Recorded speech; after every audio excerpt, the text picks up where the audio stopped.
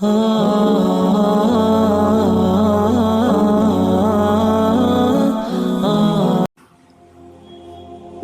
کسی شخص کو منانے کے لیے ہم انہیں پیار کرتے ہیں، انہیں دکھاتے ہیں کہ ہم آپ کو بہت چاہتے ہیں، آپ ہمارے لیے اہم ہو، اس طرح رب العزت کی محبت میں کبھی رب کے آگے آنسو بہا کر دیکھنا، آپ کو سکون محسوس ہوگا۔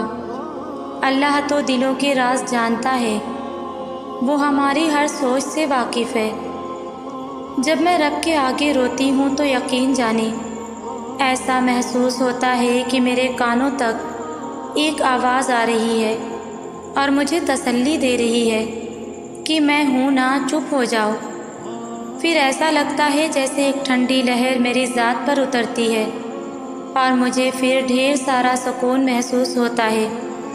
بے شک اللہ ہم سے بہت پیار کرتا ہے۔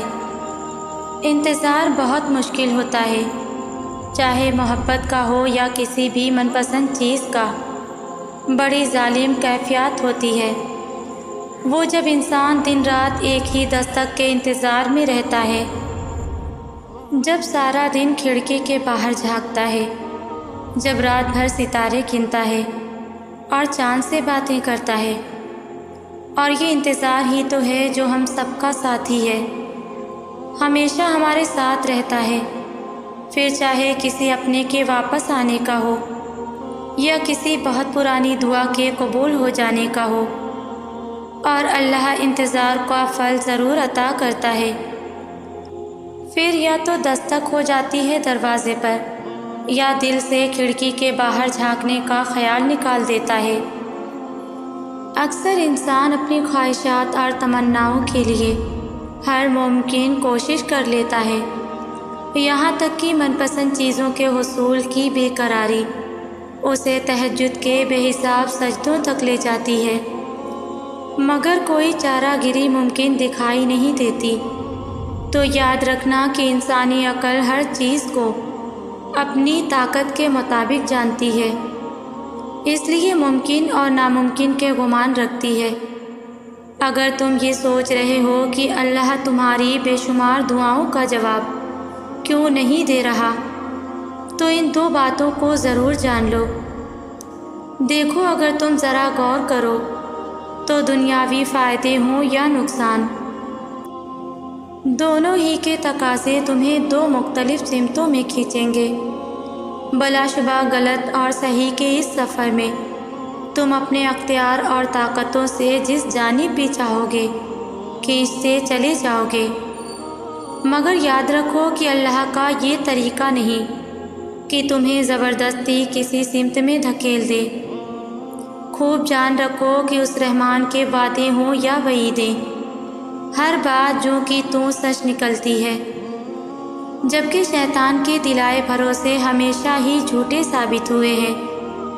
وہ تو تمہیں خوشنما جال کے فریب میں پھنساتا ہی اس لیے ہے کہ تم اس رحمان کی رحیمی کے ہر فیض سے بے فیض کر دیے جاؤ، اور خالی ہاتھوں کی یہ بے بسی تمہیں مایوسی کے گہرائیوں کے ان گڑھوں میں گرا دے جہاں تمہیں کچھ دکھائی نہ دے۔ قرآن کی ایک آیت تم پر حقیقت کے وہ دریچے کھول رہی ہے جنہیں تم اپنی نادانی میں قفل لگا بیٹھے تھے۔ اللہ تعالیٰ خود تم سے فرماتا ہے، کیا تم نہیں دیکھتے کہ اللہ نے زمین و آسمان کو ایک حق کے ساتھ قائم کیا، اور جب فیصلہ چکا دیا جائے گا تو شیطان کہے گا کہ اللہ نے جو وعدے تم سے کیے تھے وہ سب سچے تھے، اور میں نے جتنے وعدے تم سے کیے تھے ان میں کوئی بھی پورا نہ کیا۔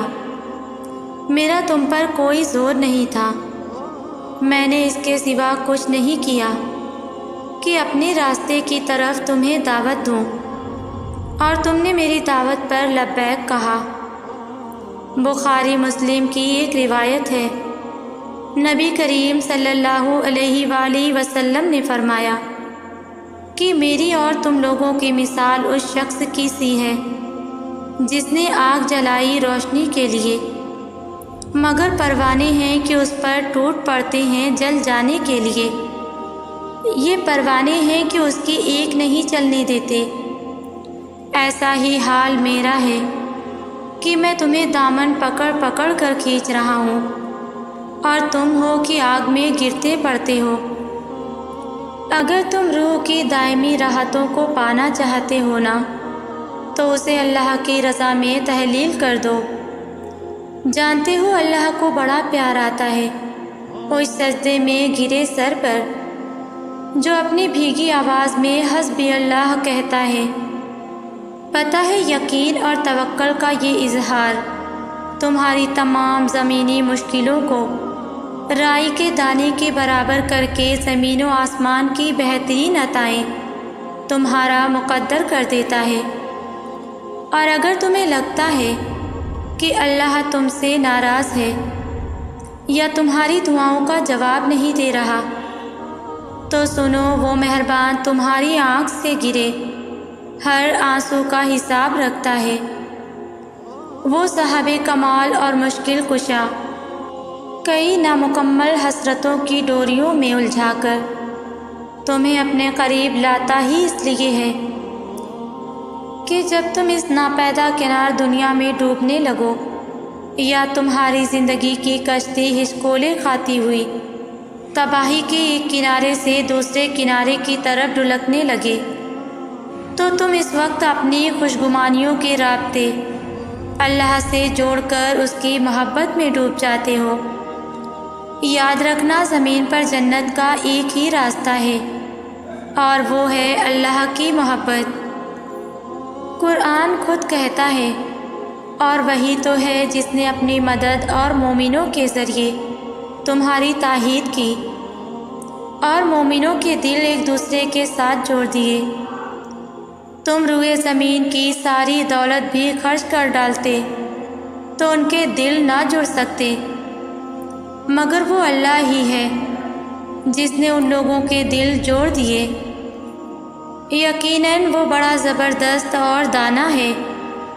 اور تمہیں کیا لگتا ہے جو خدا تم پر زندگی کے اسباب و وسائل کا بے حساب فیضان کر رہا ہے، جو تمہارے قصوروں کے باوجود تمہیں بار بار بخشتا ہو، تو یہ کیسے ممکن ہے کہ تم کچھ مانگو اور وہ تمہیں عطا نہ کرے؟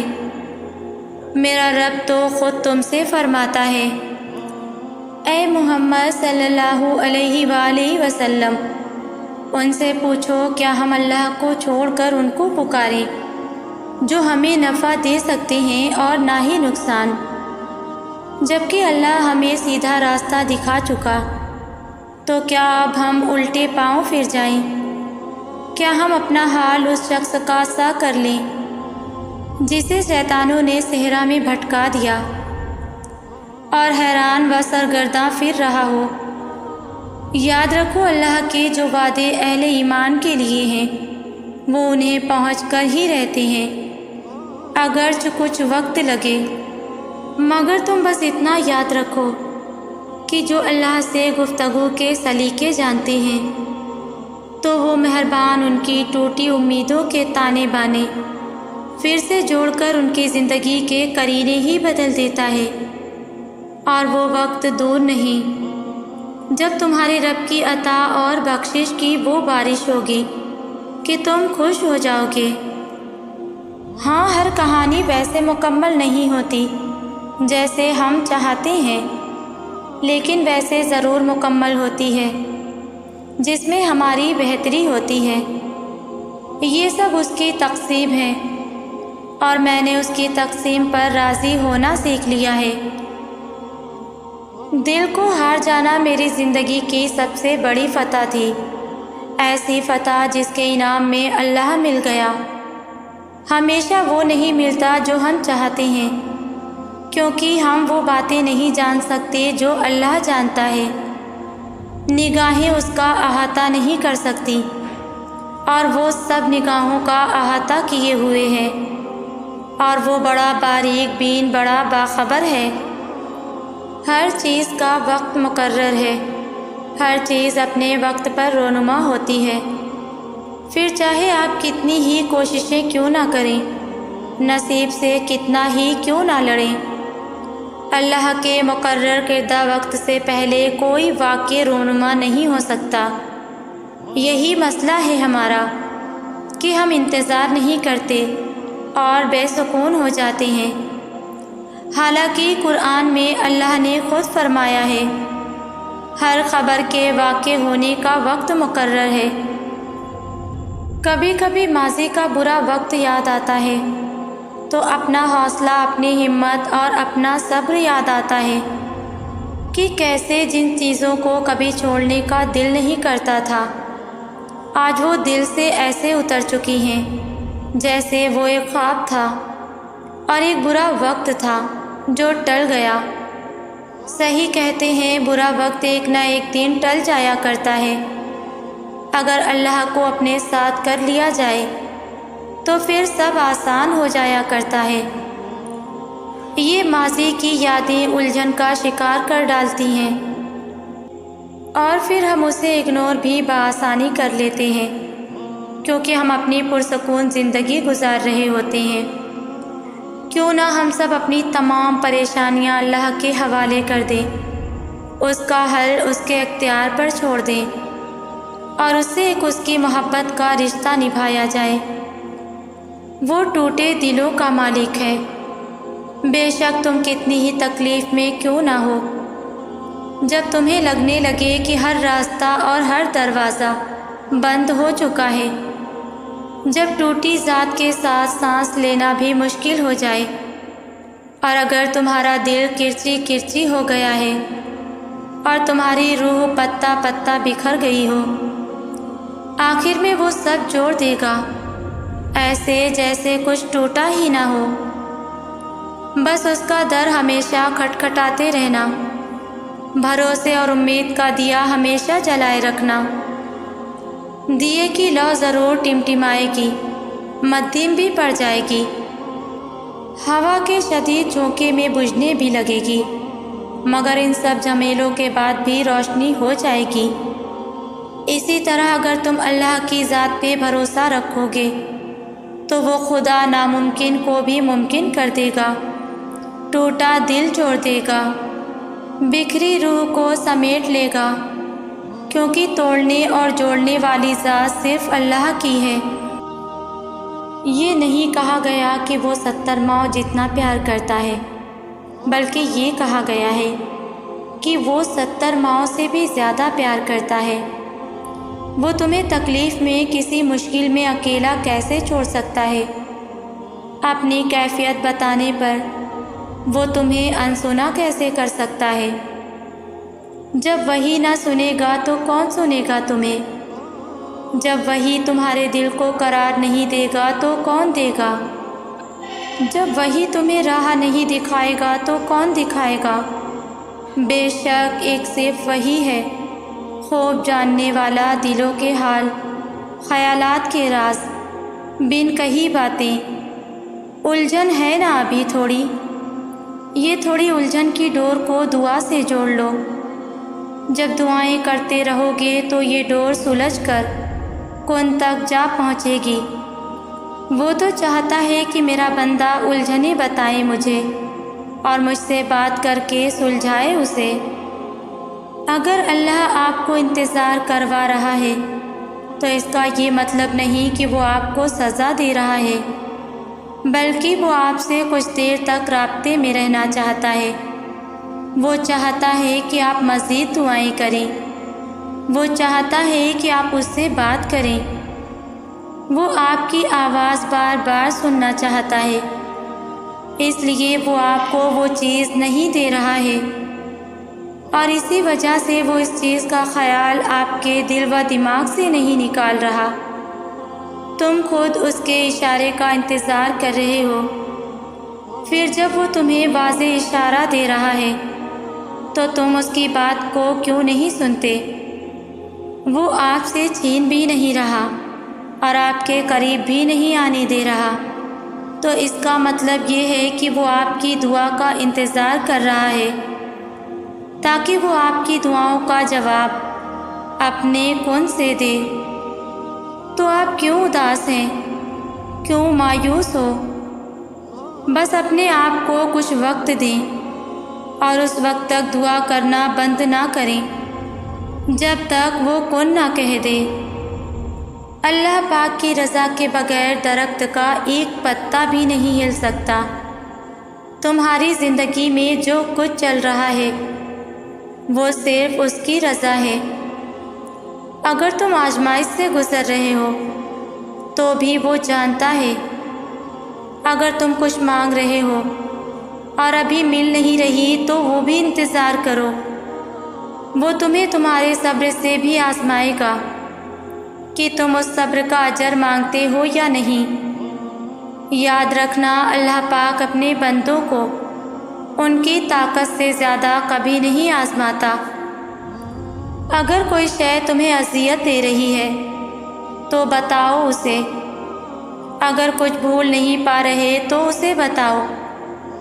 ایک وہی ہے جو کن کہہ کر سب بدلنے پر قادر ہے، کیونکہ تم چاہ بھی نہیں سکتے اگر وہ نہ چاہے۔ اس لیے اللہ تعالیٰ نے قرآن پاک میں فرمایا ہے کہ جب بندہ بہت پریشان ہو جاتا ہے تو پھر اس کو تسلی دی گئی ہے کہ بے شک ہر تنگی کے بعد آسانی ہے۔ اللہ رب العزت کے سامنے ایسے گڑ گڑا کر مانگے کہ اللہ پاک آپ کے آنسوؤں کو دیکھ کر فوراً عطا کر دے۔ حضرت ایوب علیہ السلام کو اتنی بڑی بیماری میں اتنے عرصے کے بعد جب صحت عطا کی گئی تو اللہ پاک نے پہلے سے بھی زیادہ نعمتیں ان کو عطا کی۔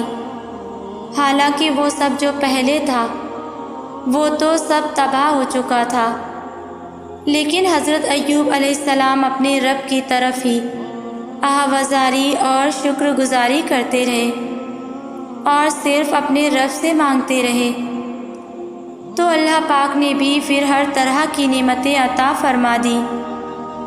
ہم نے بھی ہر حال میں اسباب کو اختیار کرتے ہوئے صرف اللہ پاک کی رحمت کی طرف توجہ کرنی ہے۔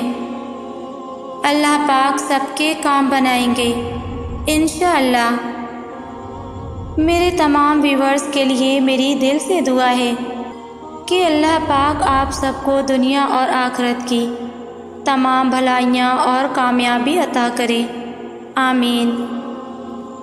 ویورز، اگر میری ویڈیوز آپ کو اچھی لگتی ہو یا پھر کسی خاص ٹاپک پہ آپ ویڈیو چاہتے ہیں تو مجھے کامنٹس میں ضرور بتائیں۔